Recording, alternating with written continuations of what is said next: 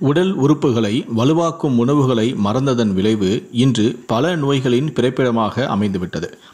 இப்போதைய காலகட்டத்தில் நாம் அதிகமாக சந்திக்கும் பிரச்சனைகளில் ஒன்று கருத்தரித்தலில் தாமதம் அல்லது ஆண்மை குறைபாடு.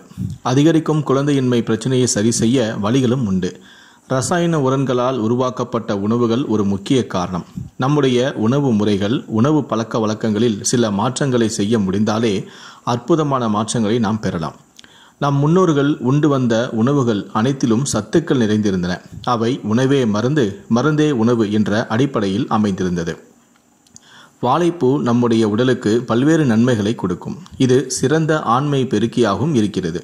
ஆண்களுக்கு மலட்டுத்தன்மை பிரச்சனையை நீக்கக்கூடியது. இது விந்துக்களை உற்பத்தியில் அதிகரிக்கும். குழந்தையின்மை பிரச்சனை கொண்டுள்ள ஆண்களும் பெண்களும் இதை சாப்பிடுவது விரைவில் அவர்களுக்கு குழந்தை பெறவும் உதவும். வாழைப்பூவை பருப்புகளுடன் சேர்த்து சமைத்து உண்டு வந்தால் உடல் வலிமையோடு ஆண்மையும் பெருகும். வாழைப்பூவை அடிக்கடி உணவில் சேர்த்து கொண்டால் இரத்த சர்க்கரையின் அளவு கட்டுக்குள் இருக்கும்.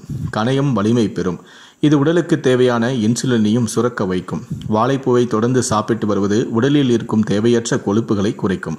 இது இரத்தத்தை சுத்திகரிக்கும். இரத்த அழுத்தம் மற்றும் இரத்த சோகை உள்ளிட்டவை வராமலும் தடுக்கும். பெண்கள் வாழைப்பூவை தொடர்ந்து சாப்பிட்டு வருவது அவரது மாதவிடாய் பிரச்சனை, வயிற்றுவலி, வெள்ளைப்படுதல் உள்ளிட்டவற்றையும் சரி செய்யும். மேலும் இது மலச்சிக்கல், வாய்ப்புண், குடல் புண், செரிமான பிரச்சனைகள், இரத்த மூலம், சீதப்பேதி உள்ளிட்ட பல்வேறு பிரச்சனைகளையும் கட்டுப்படுத்தக்கூடியது. இந்த வாழைப்பூவை உப்பு போட்டு வேக வைத்து அதன் சாறை குடித்தால் வயிற்றுவலி, சிறுநீரக கற்கள் பிரச்சனையும் நீங்கும்.